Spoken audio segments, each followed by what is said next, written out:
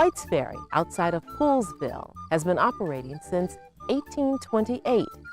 It was originally called Conrad's Ferry, after its first owner, who pulled passengers and cargo back and forth between Virginia and Maryland. The ferry had many owners over the years, the most notable being Colonel Elijah V. White, a Confederate officer from Poolsville. He purchased the ferry in 1871 to start a grain business. It was then that it was renamed White's Ferry.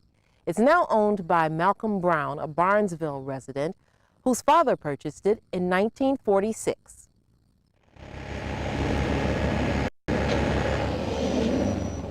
Around the turn of the century, it was owned by the Williams family. I guess they got it from Elijah V. White.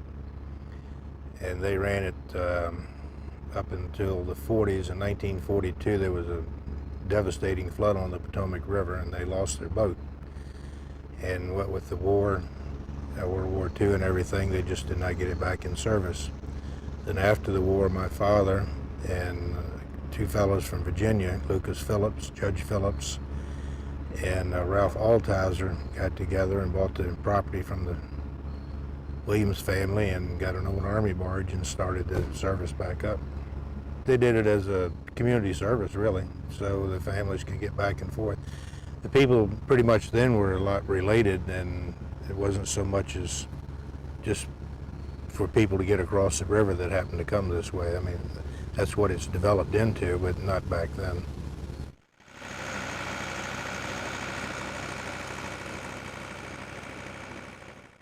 I got involved with the ferry in 1972.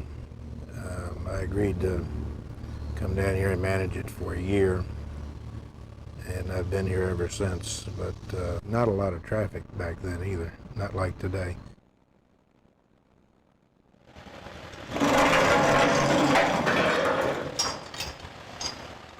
Today, the ferry can hold up to 24 cars and only stops operating when it's icy or flooding. This is far different from Mr. Conrad's vessel. There is only one thing, however, that is the same. It is still a captive ferry. We're on a cable. It's guided by a cable, so it's what's known as a captive ferry. Basically, what's changed is the size of the boats. We have bigger boats, a bigger ferry boat now, and the propulsion system, which used to be a gear-driven system, is now hydraulic. We have a prop in each end of the tug. Thank you. The boat is named after General Jubal Early, the Confederate general who came the closest to reaching Washington during the Civil War. In 1953, when they built the first steel boat, which is up on by the entrance here, and we still have it, my father and Ralph Altizer and Lucas Phillips debated on a name for it, and they ended up picking Jubal Early because after the Civil War, he never swore allegiance to the United States, and he fled to Mexico for a period of time, and he was kind of like a rebel, and I guess he appealed to them, so they named the boat Jubal Early.